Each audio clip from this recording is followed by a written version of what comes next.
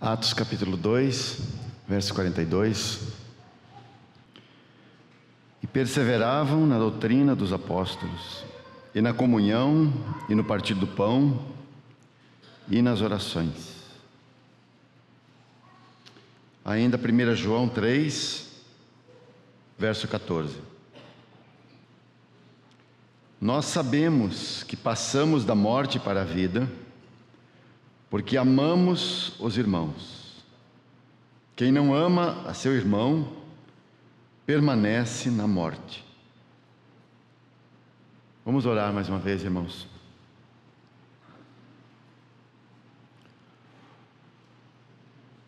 Pai, quanto dependemos de Ti, quanto precisamos da Tua ajuda. Mais uma vez, aqui diante da Tua palavra. Quanto carecemos do esclarecimento, do entendimento que o Senhor nos dá da Tua palavra. Nos colocamos em Tuas mãos nessa manhã, rogamos a Tua assistência, a Tua direção para as nossas vidas, para que possamos pensar segundo a Tua mente e possamos considerar a Tua palavra segundo aquilo que está em Teu coração, seguindo as categorias espirituais de pensamento, que não sigamos por nós mesmos, mas que possamos aqui considerar a Tua palavra com um espírito limpo, com um coração correto diante de Ti. Rogamos nessa manhã que fales mais uma vez aos nossos corações, pois dependemos da Tua palavra, dependemos da Tua voz, Senhor. No nome de Jesus, amém. Ontem nós então iniciamos nas 17 horas, naquela primeira sessão que tivemos, e começamos a tratar esse assunto acerca das atitudes que devemos ter na vida da igreja, E nós nos propusemos a falar de 8 dessas atitudes que devemos ter na vida da igreja, Nós vamos precisar deixar uma delas fora, porque não vai dar o tempo para nós seguirmos ou completarmos o quadro, Eu apenas queria relembrar aos irmãos aqui, a primeira atitude que nós vimos foi que devemos estar conscientes do corpo, Esse foi o primeiro ponto.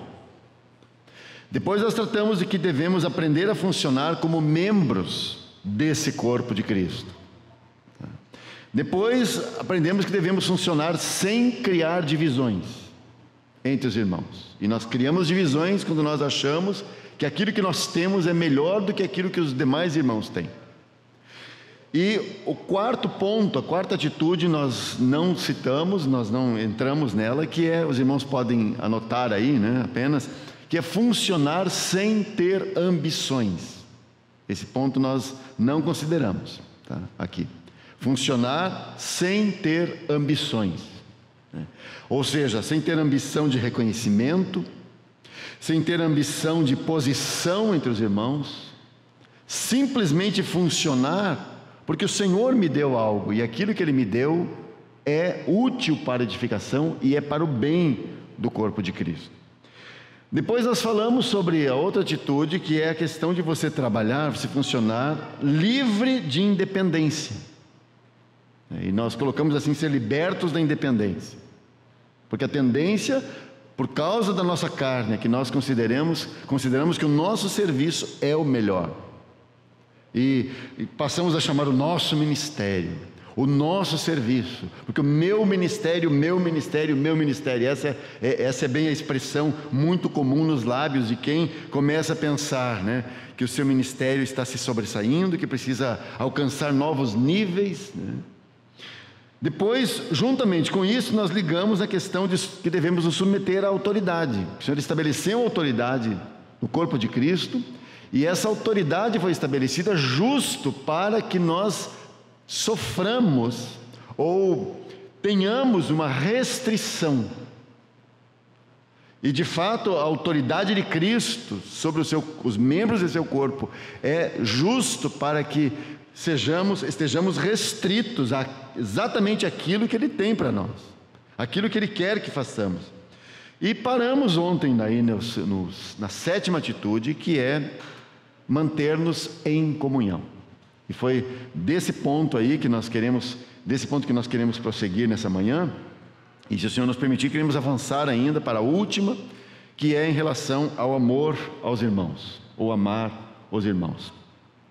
O que é a comunhão cristã, irmãos? Nós falamos ontem que esse grupo lá em Jerusalém, 3.120 pessoas, em números exatos, que temos segundo o registro bíblico, eles não estavam acostumados àquela vida de assembleia, àquela vida de igreja, porque a vida de igreja não tem nada a ver com a vida de judaísmo. E há uma revolução no comportamento deles. Aliás, os irmãos sabem que dentre aqueles 3.000 tinha muita gente que não era de Jerusalém. Então você deve imaginar, porque os judeus tinham vindo a Jerusalém, aflorado a Jerusalém para comemorar o Pentecostes, os 50 dias depois da Páscoa. Então você tem que lembrar que daquelas pessoas, muitos deles não eram de Jerusalém. Talvez tinham judeus de várias partes, tinham judeus de várias partes do Império Romano. E o mais interessante é que esse pessoal não volta para casa. Esse pessoal fica em Jerusalém. Então aquela assembleia em Jerusalém é formada assim de gente, de judeus de todas as partes do Império. E ali vivem aquela graça do Senhor, aquele ambiente de comunhão, aquele ambiente de repartir. E temos esse poderoso testemunho aí no livro de Atos, especialmente nos primeiros capítulos. Tudo aquilo foi obra do Espírito. A comunhão foi obra do Espírito. Comunhão não foi porque eles tinham algumas coisas em comum. Não, a comunhão foi o produto do derramamento do Espírito. A comunhão foi o produto da obra de Deus entre eles. E é sempre assim. Agora, como nós podemos definir a comunhão? A palavra em si simplesmente significa que temos algo em comum, ou ter algo em comum. Isso é comunhão. No caso da comunhão cristã, significa que nós temos alguém em comum. E esse alguém, é claro, é unicamente Cristo Jesus, o Senhor. Não temos outra coisa em comum. Então, quando nós falamos que temos comunhão com outro cristão, significa que nós estamos repartindo algo de Cristo, desse depósito comum com outros irmãos. E a comunhão, portanto, nunca pode ser outra coisa. É repartir do depósito comum que é Cristo Jesus. Lamentavelmente, alguns acham que por passarem um certo tempo com outros cristãos, eles acham que estão tendo comunhão. Aliás, essa palavra comunhão, ela foi muito banalizada no meio cristão. Porque você vai lá comer uma pizza com o irmão, e vocês sentam e comem, conversam de tudo. E se despedem e vão embora. E você depois diz assim: eu tive comunhão com o irmão fulano essa semana. Mas quanto de Cristo teve naquele momento ali? Então eles acham que a comunhão é relacionar-se assim socialmente com outros. Aliás, esse é um pensamento muito comum entre os filhos de Deus. Isso não é, entre aspas, privilégio só de alguns. Acham que passar um tempo livre para conversar, e conversar livremente sobre tudo, que isso significa comunhão. Ou então queremos ter comunhão com os irmãos para compartilhar o nosso conhecimento bíblico. Então nós aprendemos alguma coisa, descobrimos alguma coisa, e aí estamos ávidos para encontrar os irmãos e poder logo contar aquilo que nós descobrimos. Isso, claro, tem o seu valor. Mas comunhão cristã não é exatamente isso. Porque você já imaginou o que vai acontecer se nós todos nos reunirmos com esse propósito? Por isso, algumas vezes achamos que estamos num fórum, onde cada um pode dar a sua opinião sobre um texto. Imagina, então você abre um texto da Bíblia, lê aquele texto, e aí cada um fala o que acha daquele texto. E geralmente, irmãos, tem opiniões tão diferentes, opiniões tão divergentes.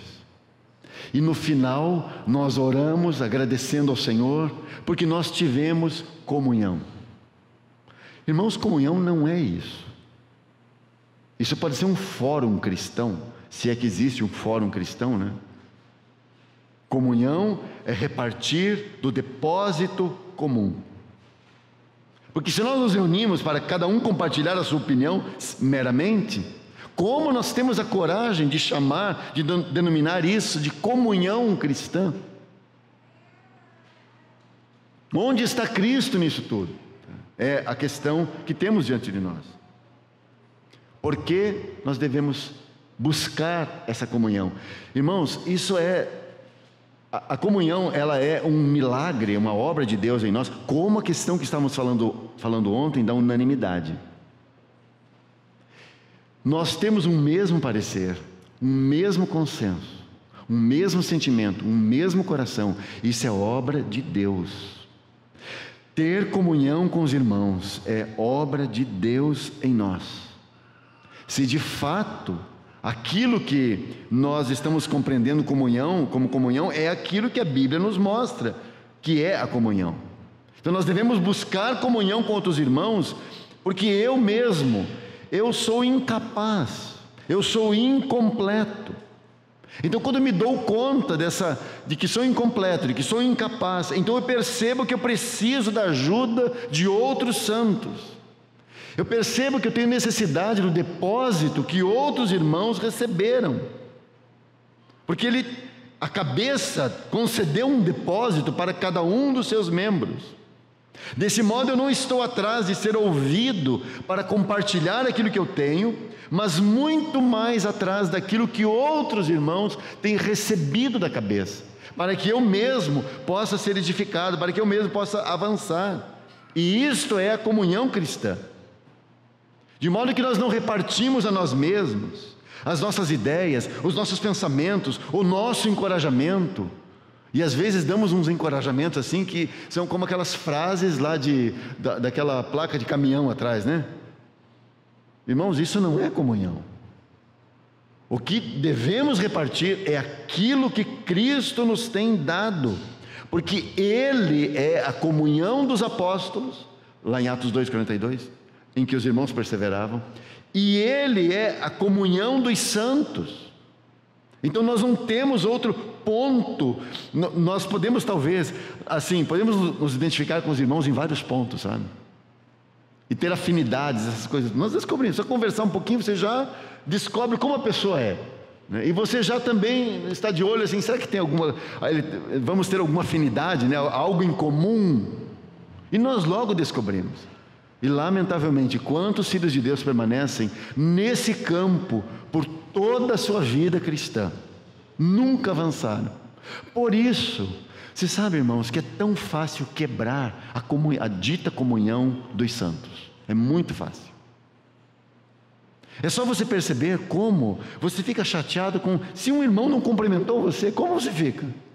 Já fica aborrecido. Especialmente se é aquele irmão que você diz assim, somos quase almas gêmeas, por causa das nossas afinidades. Aí se não cumprimento, eu fico muito aborrecido, muito chateado. Irmãos, veja quão frágil. Por que é frágil? Porque nós estamos baseando o nosso relacionamento, a nossa comunhão, em coisas do campo natural, e aí nós nos perdemos, óbvio. Então, aquilo que nos junta, aquilo que é o que temos em comum deve ser mais do que afinidades. Deve sim ser e é a pessoa de Cristo. Então por isso nós precisamos aprender a ter comunhão em oração. Precisamos aprender a ter comunhão nas dificuldades. Precisamos aprender a ter comunhão na busca da vontade de Deus. Vamos ter comunhão para buscar a vontade de Deus. Vamos ter comunhão, aprender a ter comunhão em relação ao nosso futuro, aquilo que o Senhor quer de nós lá na frente. Vamos aprender a ter comunhão no estudo da Palavra de Deus. E ter comunhão no estudo da Palavra de Deus, então eu vou sentar com o irmão ou com os irmãos e eu posso repartir algo, sim. E os irmãos podem repartir algo e eu preciso ouvir o que os irmãos têm.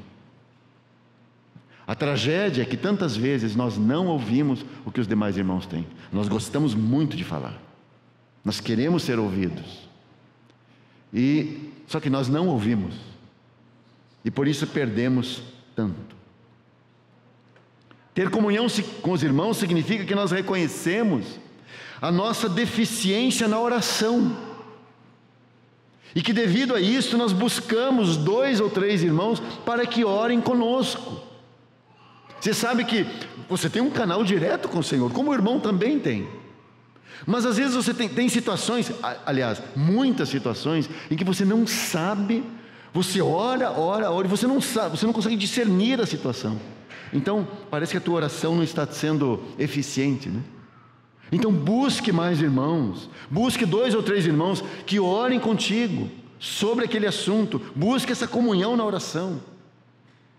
Ter comunhão significa que nós não conseguimos resolver sozinhos as nossas dificuldades. Então nós precisamos buscar 2 ou 3 irmãos para que nos ajudem a resolver uma situação. O Senhor pode falar comigo como resolver uma situação? Certamente. E eu preciso ter esse ouvido muito atento. E a intenção de Deus é me falar, é me conduzir. Aliás, irmãos, esse é um dos grandes privilégios da nova aliança. É você ser conduzido pelo Espírito em cada situação.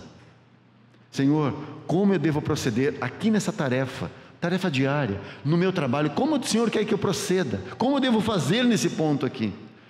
Irmão, se nós ouvíssemos o Senhor, se nós percebêssemos a sua direção, se nós pedíssemos para que Ele nos dirija, de quantos conflitos nós seríamos livres, se esperássemos pela sua direção. Porque nós às vezes tratamos assim, é como se nesse campo, por exemplo, do meu trabalho, Deus não precisa se meter nisso porque eu sei fazer. Isso aqui eu sei, Senhor, deixa comigo. E aí tantas vezes nós estamos desgastados, desanimados, tem filhos de Deus que não aguentam mais ir para o trabalho, porque o trabalho é um fardo para eles. E com isso eu não estou dizendo que você deva se apaixonar pelo seu trabalho, isso que justo as empresas querem hoje. Não estou falando disso. Estou falando de você fazer do seu trabalho não a sua vida exatamente. Como você pode trabalhar sem fazer do seu trabalho a sua vida? Irmão, estando conectado com a voz do Senhor, ouvindo o Senhor. Se você não ouvir ao Senhor, você se envolverá cada vez mais com o seu trabalho. E você, logo depois você sente aquele peso de consciência, né? Puxa, estou me envolvendo demais, eu estou envolvido demais com isso daqui. Esse trabalho está me tomando o coração, porque você está fazendo o seu trabalho sem Ele. É como se esse fosse o seu departamento, e o Senhor atendesse apenas entre aspas, me permito usar essa expressão, o seu departamento religioso. Irmãos, isso é um absurdo. Porque a obra de Deus, a nova aliança, é justo para tomar você por inteiro e dirigir você nesse mundo. Então, se você é um profissional, você será um profissional dirigido pelo Espírito. Você não será um profissional dirigido pelos valores desse mundo. Você será um profissional dirigido pelo Espírito, porque essa é a intenção de Deus. Agora, isso é uma coisa. Agora, tem tantas coisas que nós enfrentamos que nós não conseguimos discernir a situação. Então nós buscamos comunhão dos irmãos, nós buscamos clareza quanto ao futuro, nós buscamos os irmãos, me ajudem, porque eu não estou conseguindo discernir essa situação, o que está acontecendo aqui. Então me ajudem. Eu ouço sim o que o Senhor tem para dizer, mas tem vezes que eu não consigo discernir. Senhor, mas é isso mesmo, então eu preciso dos irmãos. E o Senhor faz assim, para que eu possa ter comunhão com os meus irmãos, para que eu não desenvolva uma vida isolada dos demais irmãos. Ter comunhão também significa que eu não tenho toda a compreensão da Escritura, então eu me cerco de 2 ou 3 irmãos, para que juntos estudemos tal e tal assunto. Você já pensou? Se você pensasse assim, né? Bom, eu tenho o Espírito Santo e tenho a Bíblia. Tendo o Espírito Santo e a Bíblia na minha mão, não preciso de mais ninguém. Isso tem um lado real, claro que isso é verdadeiro. Você tem o Espírito Santo, você tem a Escritura, e o Senhor quer ensinar você e conduzir você nesse livro. Mas isso é um lado da moeda, né? O outro lado é que você compreenderá essa Escritura com todos os santos. Porque o Senhor já falou com muitos santos sobre o mesmo texto, o mesmo assunto que você talvez esteja se debruçando hoje e se perguntando: será que é isso mesmo? Será que eu estou entendendo corretamente? O Senhor já falou com outros irmãos. Então você precisa da ajuda de todos os santos, precisa da ajuda de outros irmãos. Então você deve se cercar de 2 ou 3 irmãos pelo menos, para que eles te ajudem a estudar tal e tal assunto.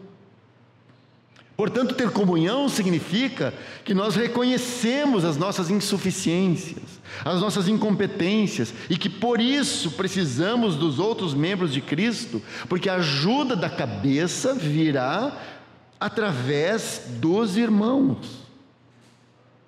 Ter comunhão é a confissão de que nós somos seres limitados e que podemos estar equivocados em nossos pensamentos, em nossos julgamentos, em nossas avaliações.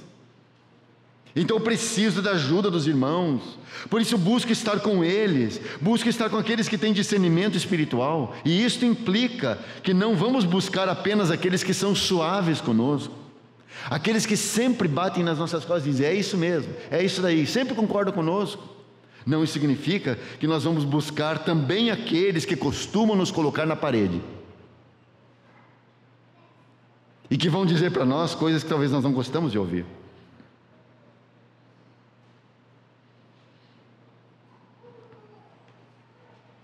Por causa desse conceito de comunhão, nós concluímos então que é um grave engano quando muitos filhos de Deus preferem ficar isolados nas suas casas, vivendo um cristianismo caseiro, isolados dos demais irmãos, achando que a vida cristã é só entre eles e Deus.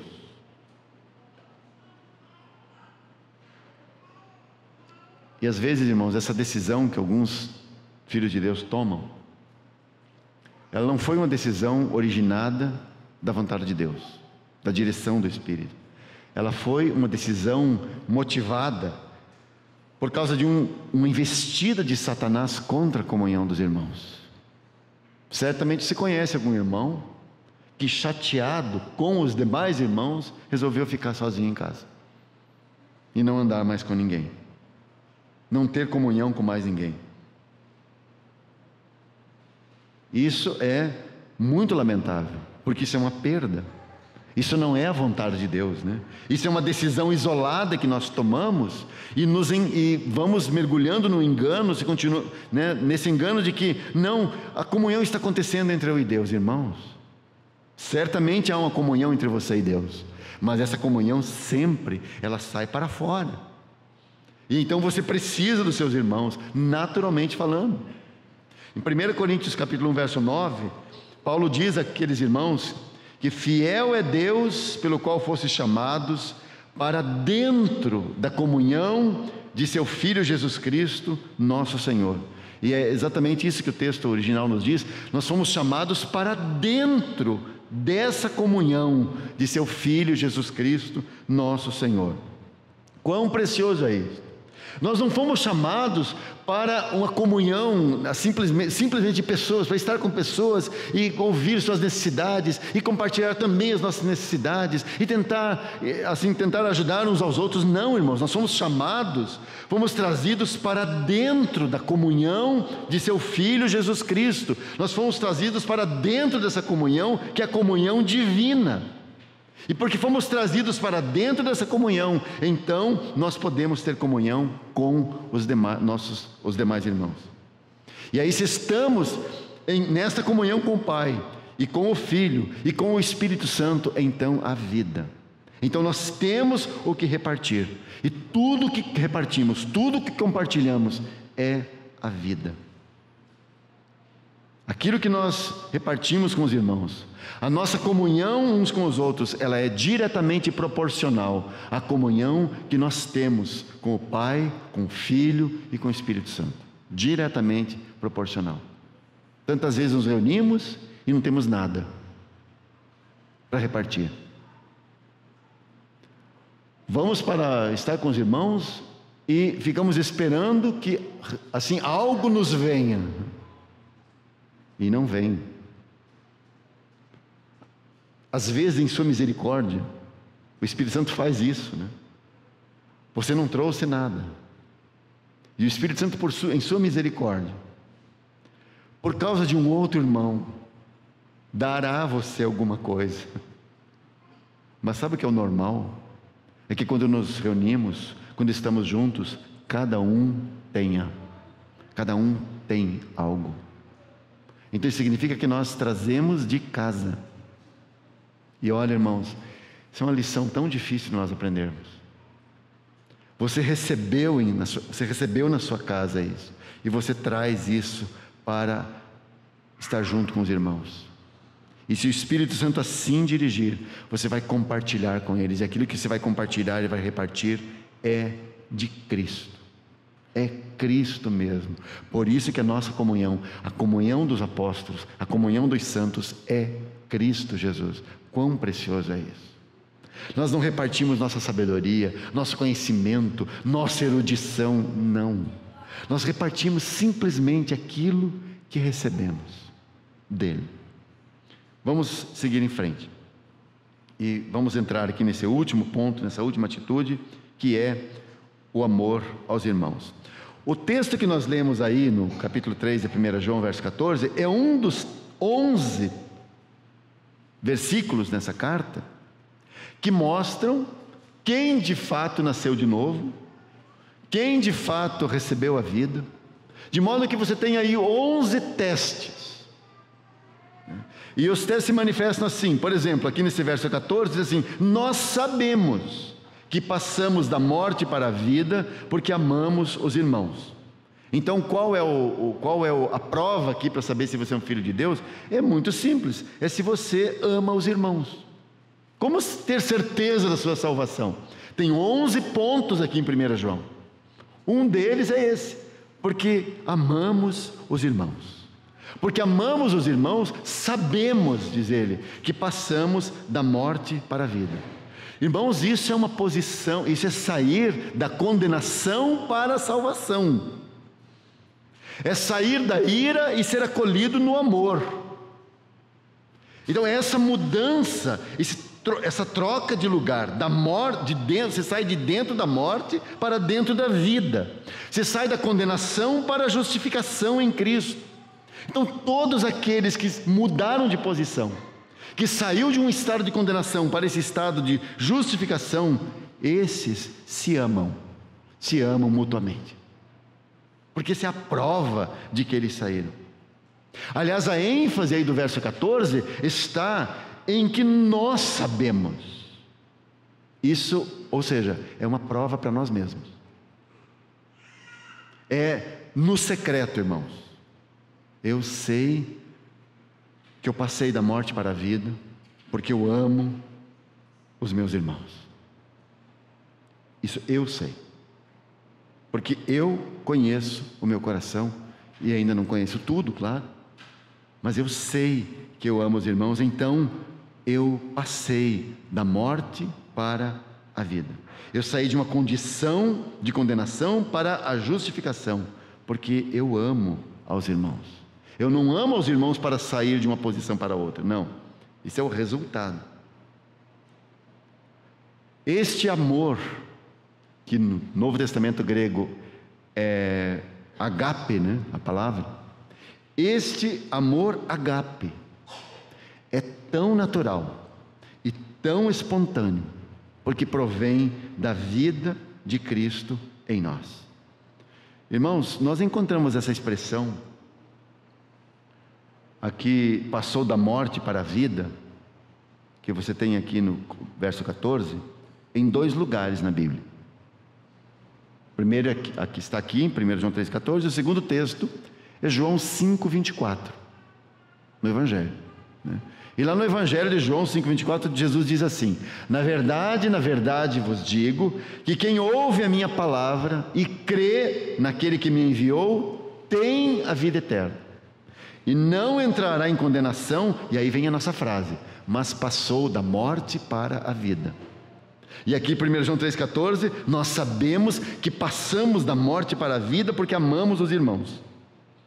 Irmãos, esse texto é tão forte, é tão contundente, não há como fugir dele, e esse texto é um dos textos aqui em 1 João que nos coloca contra a parede, nos aperta assim na parede. Porque aqui não tem espaço. Mas é que eu estou começando a amar os irmãos, né? Eu tenho algumas lutas ainda, não tolero alguns ainda, né? Mas eu estou começando a vencer nesse aspecto. Irmãos, isso não é uma evolução.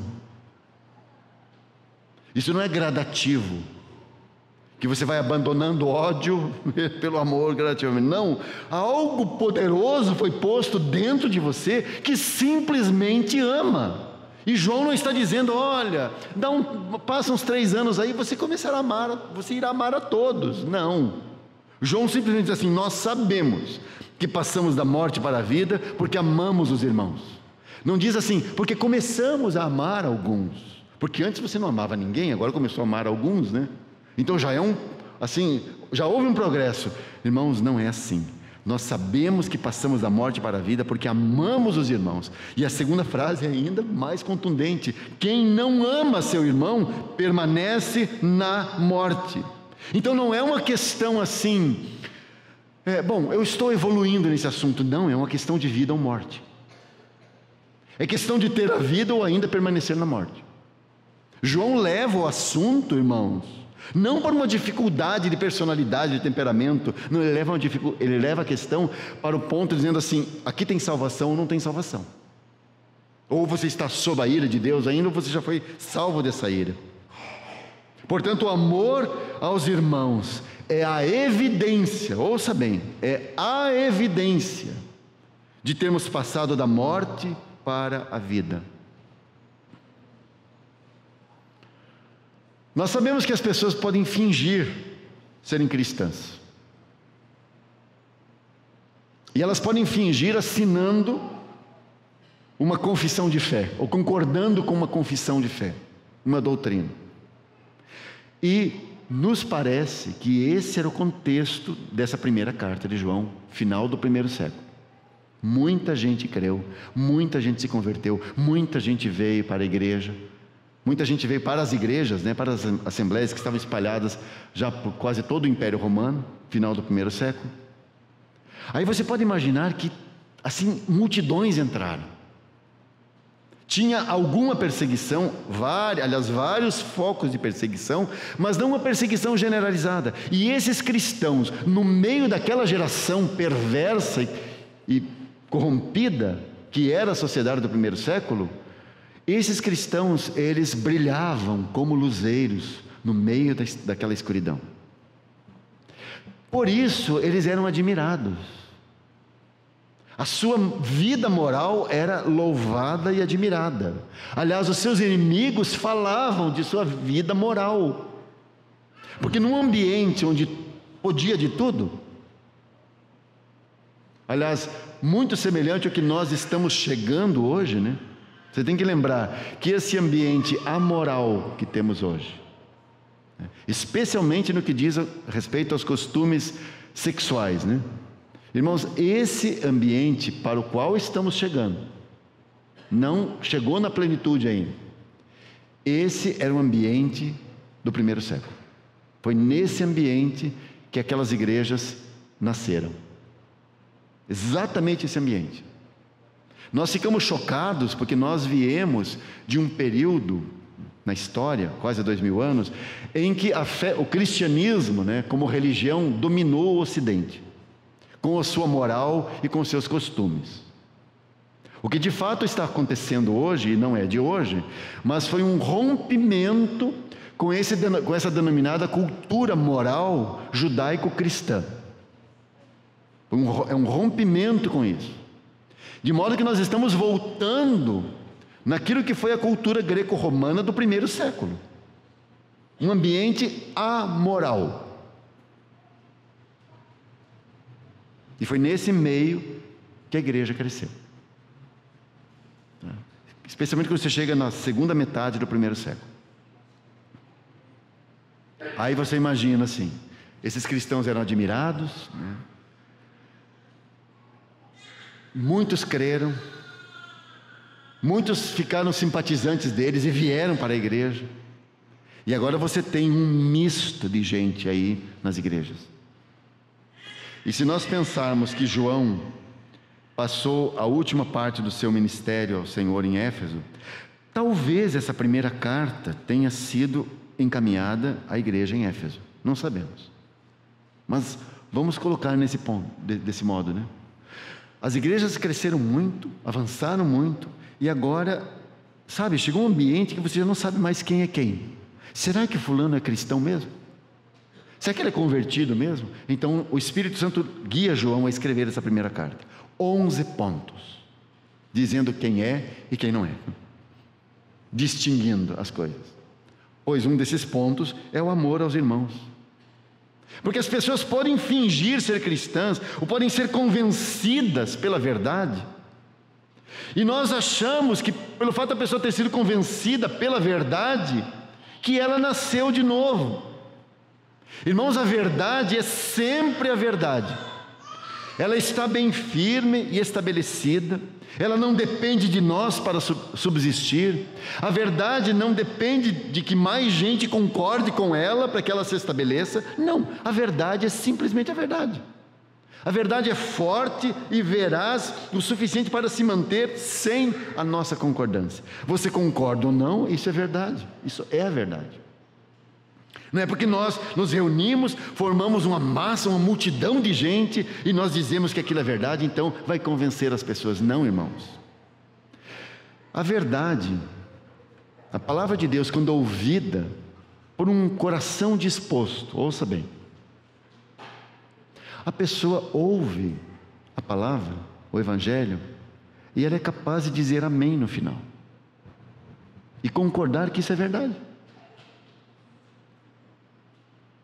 Mas concordar com esse corpo de doutrinas, com esse corpo de verdades, irmãos, não quer dizer que a pessoa nasceu de novo. Então pode ter uma confissão correta, mas não quer dizer que ali a vida chegou. Porque sempre devemos procurar, junto com a confissão correta, nós devemos procurar onde está a vida. Como essa vida se manifesta? No genuíno amor pelos irmãos. Essa é a evidência. A evidência não é assim, tá, mas o que você crê em relação à Trindade? Em relação a Deus? Em relação à salvação? Como você crê nisso? Como você crê em relação à igreja? O que é a igreja? E a pessoa pode ter ouvido essas coisas, e ouviu o ensinamento tal, e a pessoa concorda, não, Deus é assim tal, a salvação assim tal, a igreja assim, e eu concordo que isso aqui é verdade, mas concordar com isso, uma profissão de lábios, uma profissão de fé correta, não faz de um homem um cristão, e não faz de um homem um cristão, irmãos, porque Satanás também crê na Trindade. Satanás sabe da obra da cruz, da ressurreição, e do que é a igreja, mas isso muda alguma coisa nele? Não muda nada, ele continua o mesmo. Do mesmo modo, tem tantas pessoas que hoje engrossam as fileiras cristãs, multidões, que concordam com tudo, mas eles permanecem na morte, porque a vida não entrou neles. Qual a evidência? Aí João está dizendo, qual a evidência de que a vida entrou? É assim, porque amamos os irmãos. Quem não ama a seu irmão permanece na morte. Tem um fato interessante aqui, meus irmãos. Você certamente tem muitos amigos e quem gosta e que respeita, mas tem uma pessoa, ou duas pessoas, ou três pessoas, não sei, por quem você tem um sentimento inexplicável. Você tem uma consciência diferente para com estes, em especial. E esses são os seus irmãos, nascidos da mesma mãe ou do mesmo pai. E por esses, naturalmente, você sente algo diferente. Você pode não concordar com tudo. Aliás, você é o que mais tem liberdade de dizer, apontar coisas erradas nele e ele em você. E provavelmente, assim, se eu tivesse a oportunidade de escolher amigos, você não incluiria eles no seu hall de amigos, 5 amigos preferidos. Mas ainda que você não os inclua nesse hall de 5 amigos preferidos, você sente por eles, naturalmente, algo que você não sente por mais ninguém. É algo inexplicável, né? Porque há uma consciência de que eles são parte de você. Então você olha para aquele fulano que você não... O seu irmão na carne, né? Você não concorda com muitas coisas. Você fala, esse aqui é o meu irmão. É filho da mesma mãe, mesmo pai e tal. E por ele eu tenho uma outra consciência. Eu tolero coisas nele que eu não tolero em outros. Porque esse é o meu irmão. Posso discordar de muita coisa, somos muito diferentes, mas eu nunca vou deixá-lo passar fome. E se ele estiver sofrendo, algo aqui dentro se move dentro de mim, e ainda que eu fale, mas é bem feito, quem mandou ser teimoso assim, né? Mas ainda assim algo aqui dentro se move por ele. Eu jamais entregaria o meu irmão à morte, jamais. Porque há essa consciência de pertencimento, entende, irmãos? Pois isso ilustra a consciência que temos dos nossos irmãos em Cristo, uma vez tendo a vida de Deus em nós. Considere os irmãos em Cristo. Nós temos um passado diferente, famílias diferentes, educação diferente, posições diferentes. Mas a despeito dessas muitas diferenças, você sente em seu interior algo que se move por ele. Você é mesmo capaz de fazer pelo seu irmão em Cristo o que não faria por seu irmão na carne. Isso não é poesia, isso é real. Porque essa é a evidência de que você passou da morte para a vida. Porque a fé genuína, ela produz um amor inexplicável. É que sabe o que acontece, irmãos? Nós não deixamos o amor funcionar em nós. Esse amor agape, essa coisa celestial que Deus nos deu pelo seu Espírito, nós não deixamos esse amor ir até as últimas consequências, não deixamos. Nós barramos. Sabe, nós nos tratamos assim na base de como nós tratamos os nossos irmãos na carne. A gente vai até um ponto. E chega um ponto que você diz assim, não, mas eu não tenho responsabilidade por ele, porque não é o meu irmão, né? Eu já tenho as minhas responsabilidades, os meus deveres. Irmão, se nós deixássemos o amor, esse poderoso amor, que é o amor de Deus derramado em nossos corações pelo Espírito Santo, se nós deixássemos esse amor ir até as últimas consequências, irmãos, nós não conhecemos o poder do amor. O poder desse amor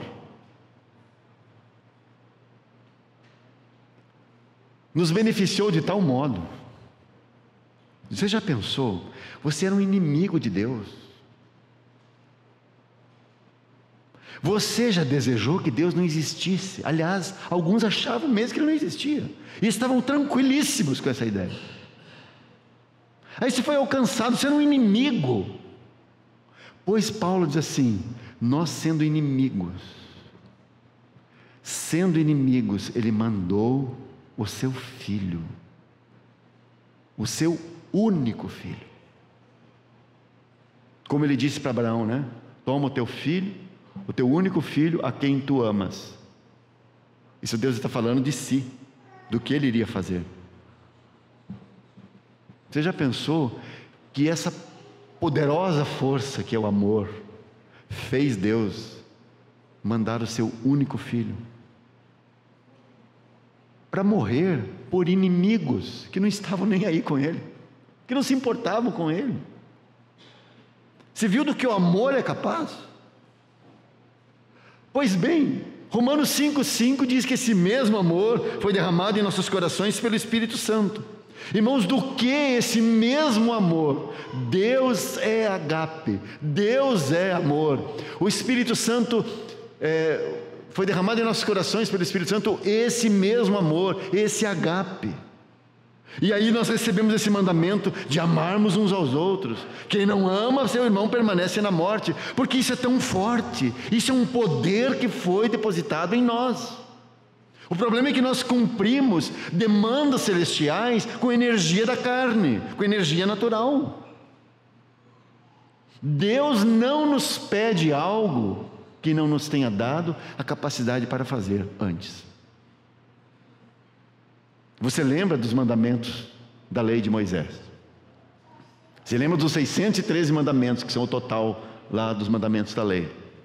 Irmãos, aquilo foi um fardo para a nação de Israel. Eles faziam de conta que cumpriam aquilo. Nunca cumpriram, nunca, em momento algum de sua história. Mas eles faziam de conta que cumpriam, celebravam a lei, celebravam a entrega da lei, tinham uma festa, porque você sabe que a festa de Pentecostes, 50 dias depois da Páscoa, era a festa da entrega da lei, quando Deus entregou a lei para Moisés no Monte Sinai, para a nação de Israel. Pentecostes comemorava exatamente isso. E eles celebravam, dançavam, cantavam. Só que eles não conseguiam cumprir aquilo. Aquilo era um fardo pesado demais para eles, porque eles não tinham o poder para realizar aquilo. Aí chega a nova aliança, né? E o que a nova aliança nos diz? O amor de Deus está derramado em nossos corações pelo Espírito Santo que nos foi dado. E aí se esse amor foi derramado em você, você não sabe do que você é capaz. Você não sabe do que esse amor é capaz de fazer. É que, mais uma vez, quero dizer, nós tentamos cumprir as exigências celestiais de Deus com energia natural. E aí não conseguimos, nos frustramos.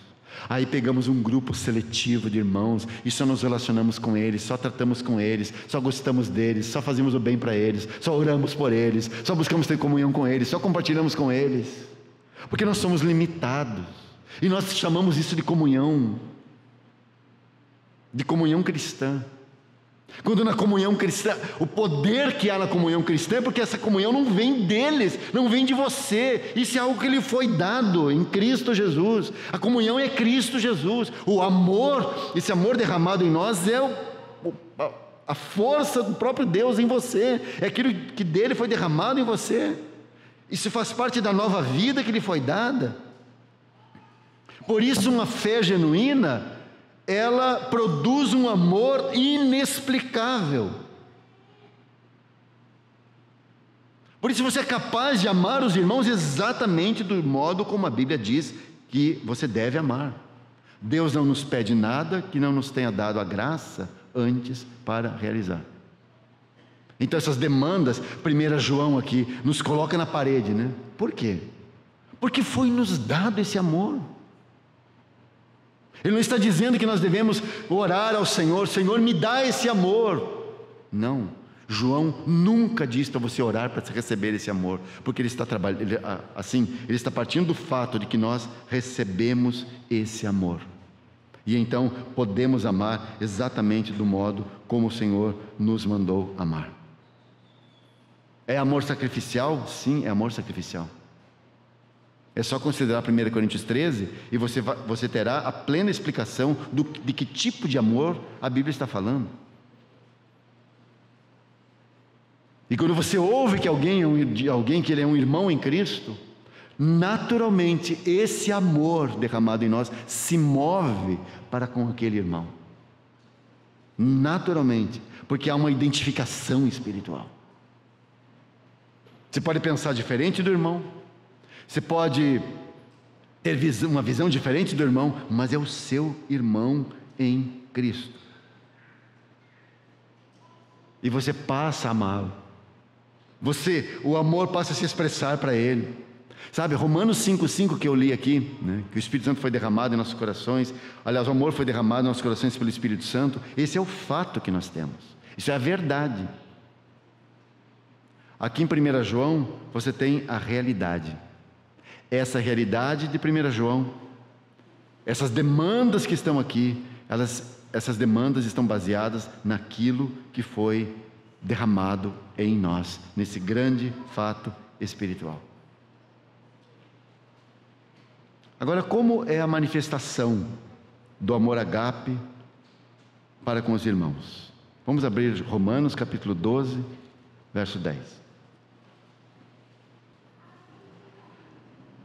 Antes, vamos ler o verso 9 também, tá? O amor seja não fingido. Aborrecei o mal e apegai-vos ao bem. Amai-vos cordialmente uns aos outros com amor fraternal, preferindo-vos em honra uns aos outros. Aqui nós temos uma palavra diferente, né? Você tem o verbo aí no começo do versículo, amai-vos cordialmente, e aí ele na metade do versículo você tem com amor fraternal. Esse amor aqui é Filadélfia em grego. O que nós aprendemos com isso? Está dizendo aqui que devemos amar uns aos outros com amor fraternal. O fundamento é o agape. E do agape, porque temos o agape, nós devemos avançar, ir do agape para a Filadélfia. É isso que significa amai-vos cordialmente uns aos outros com amor fraternal. Sabe, irmãos, nós entendemos o contrário às vezes. Nós achamos que primeiro temos que partir das afeições fraternais para o agape.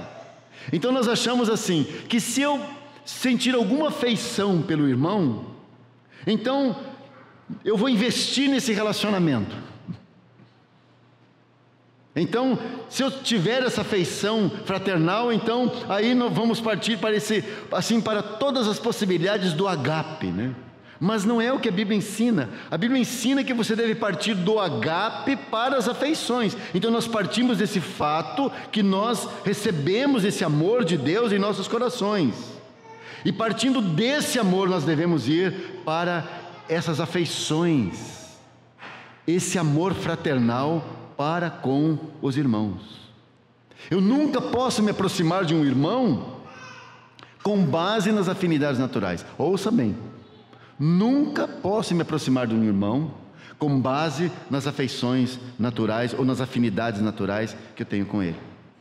Eu devo sempre partir do fundamento. E qual é o fundamento? Que o amor, o agape foi derramado no meu coração. E partindo desse ponto, eu devo então tratar afetuosamente os irmãos com esse amor fraterno, com esse amor Filadélfia.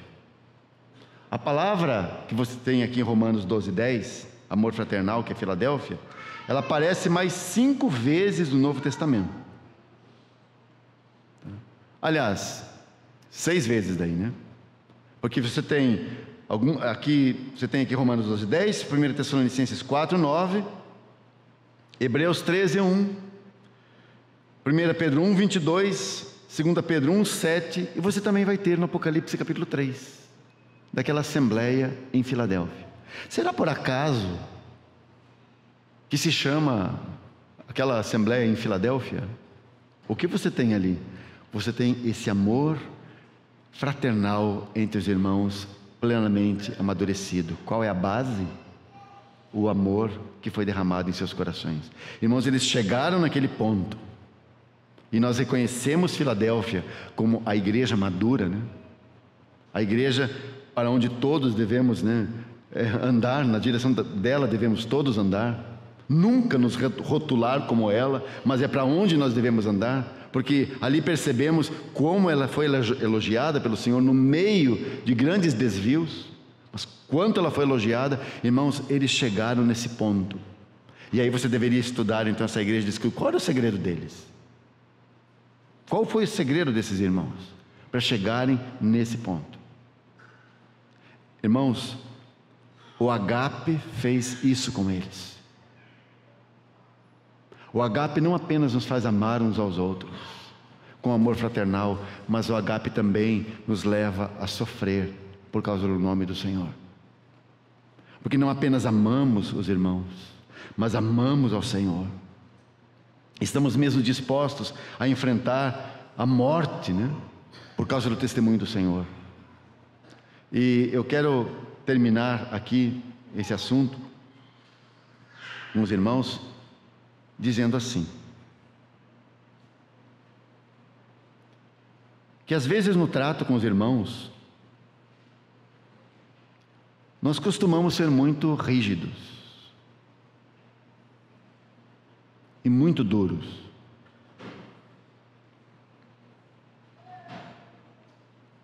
E eu penso que nós devemos sim, tem horas que nós devemos ser duros, porque nós temos exemplos na Escritura, e nós somos instruídos a como lidar.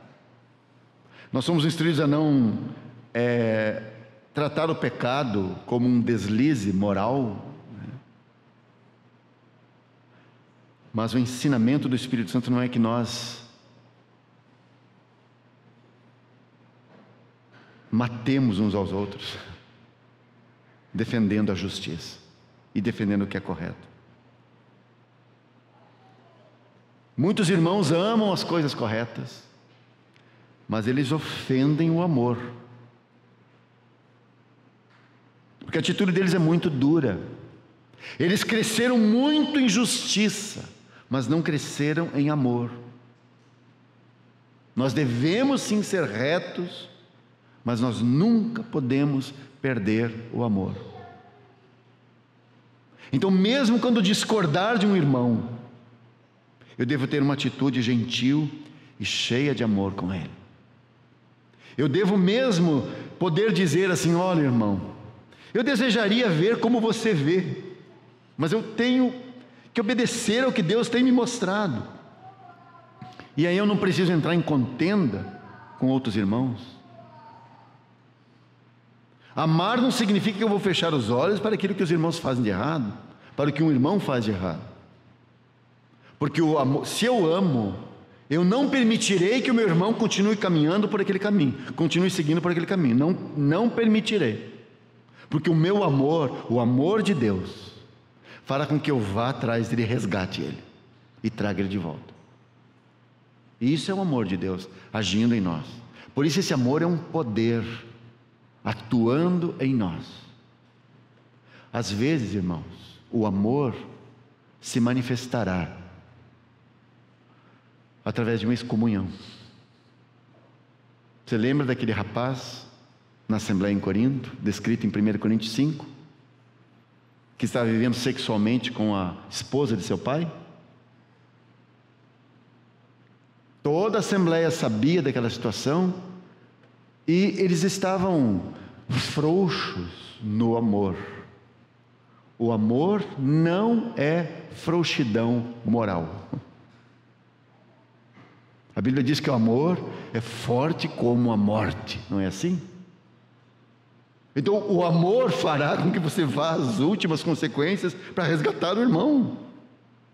E os irmãos lá estavam tolerantes com aquela situação. E o que Paulo exige deles? Vocês vão tomar esse rapaz e vão colocar ele para fora da igreja, para que o corpo seja destruído, e o espírito seja salvo no dia de Cristo. E os irmãos tomam essa última atitude, a atitude mais radical do amor. Se precisa ser posto para fora, para que o arrependimento possa vir sobre você, irmão. O irmão John Nelson Darby escreveu assim sobre esse assunto, que a coisa mais horrível que há é um pecador excomungar um outro pecador, ou pecadores excomungarem um outro pecador. Isso é horrível, sempre. Mas esse é o trato do amor. E normalmente a pessoa atingida não aceita. Eu já encontrei irmãos, nós já lidamos com irmãos que disseram assim: é isso que eu preciso, é isso que tem que ser feito comigo. E em outras vezes o irmão se revolta, porque de fato não é algo simples de compreender, de aceitar. E tantas vezes as assembleias, elas demoram, são morosas para lidar com situações como essa. Por quê? Porque é muito desgastante, tem toda essa situação envolvida, né? Mas o que o irmão vai pensar? Irmãos, isso é o ponto onde chega o amor. Aí note, quando você chega em 2 Coríntios, na segunda carta, aquele rapaz foi restaurado. E por que foi restaurado? Ele poderia continuar na sua situação. Por que ele foi restaurado? Porque os irmãos amaram esse jovem, amaram esse irmão, excomungando-o. Isso é radical? É radical. O amor é mais forte do que a morte, é tão forte quanto a morte. Você sempre tem que lembrar, o que Deus fez para me ter, para me resgatar? Ele não mandou um anjo, Ele mandou seu único filho. O amor é radical. Então, irmãos, esse é o poder do amor. Nunca faça concessões quanto à palavra de Deus, nunca. Mas não ofenda o amor. Por um lado obedeça e por outro lado ame. Mas assim, ame ao Senhor mais do que ao seu irmão, e você o amará na medida certa. Então você vai corrigi-lo, vai dizer: olha, irmão, eu amo muito você, e eu amo mais ao Senhor do que a você, e por amar mais ao Senhor do que a você, eu preciso dizer algumas coisas para você. E é claro que ali está havendo uma expressão do amor. Quando você ama ao ponto de não conseguir corrigir o irmão, pode ter certeza que aquilo que você sente por ele não é o agape. Quando nós não conseguimos dizer: irmão, você está errado, é porque não estamos amando. Porque amar não é fechar os olhos para os desvios, para os ensinos errados, para as desobediências ao Senhor. Nunca, irmãos. Amar não é ser conivente com os pecados alheios. Pelo contrário, o agape me torna capaz de corrigir, de trazer o irmão de volta à verdade. Por isso essa insistência no Novo Testamento em relação à disciplina na igreja. Que os irmãos, que é preciso haver disciplina na igreja. Por quê, irmãos? Porque a disciplina é uma obra do amor. Não é o que nós aprendemos em Hebreus 12? Que filho há quem o pai não corrija? Por que o pai corrige? Porque ele quer o mal do seu filho? Não, ele corrige o seu filho porque ele ama o seu filho. E é para onde o amor nos faz ir. Então, onde não há disciplina, não há amor. Onde não há disciplina, há um amor frouxo, que não é o amor de Deus. É outra coisa, mas não o amor de Deus. Então que o Senhor nos ajude a amar uns aos outros, a irmos até as últimas consequências do amor, a deixarmos que esse amor cresça em nós, que ele avance em nós, e nós possamos tratar uns aos outros e lidar uns com os outros na medida certa, na medida do amor. Mas saiba, você ainda não chegou nas máximas consequências do amor. Você não chegou nisso ainda. Deixa o amor crescer e você verá do que você é capaz de fazer em Cristo Jesus, por causa desse amor e dessa vida que foram derramados em você.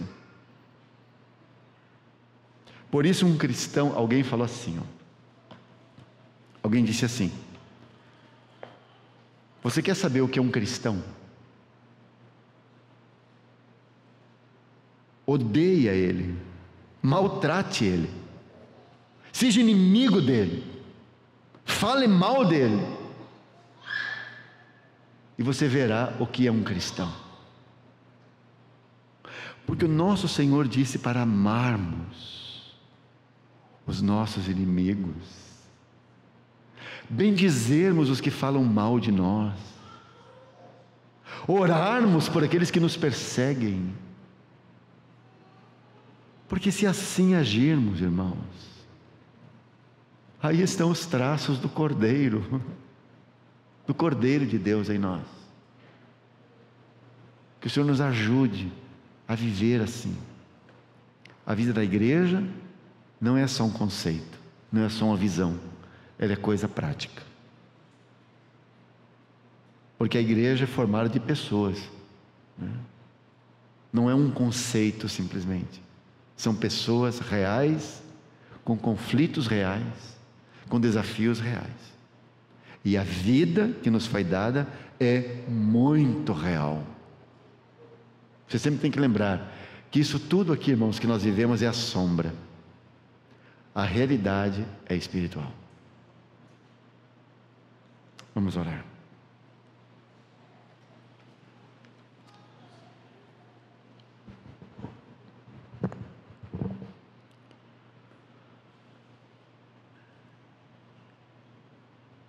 Senhor, nós não conhecemos todas as potencialidades do Teu amor, desse amor derramado em nossos corações. Nós não conhecemos todo o poder da comunhão que para dentro da qual fomos trazidos. E por isso somos tão fracos, tão débeis, e falhamos tanto. Tem misericórdia das nossas vidas, Senhor. Ensina-nos a deixar que Tu ames a todos através de nós. Que esse Teu coração misericordioso, compassivo e benigno possa se mostrar através de cada um dos Teus filhos. Que individualmente nós possamos ser uma expressão de Cristo e também coletivamente possamos ser essa expressão. Que em tudo o mundo possa ver e também nossos irmãos possam ver em nós os traços, as marcas do perfeito e bendito Cordeiro que nós Te pedimos nessa manhã, Senhor. Continua a falar aos nossos corações, continua a ganhar cada um de nós. Que esses queridos irmãos aqui possam avançar, possam prosseguir, que a vida de Cristo possa avançar neles, para a honra e a glória do Teu nome, Senhor. E que esse tempo aqui nessa terra seja um tempo de um perfeito testemunho a Teu respeito. Que se o Senhor não voltar, as marcas que deixemos aqui sejam de fato as marcas daqueles que seguiram os passos do Cordeiro.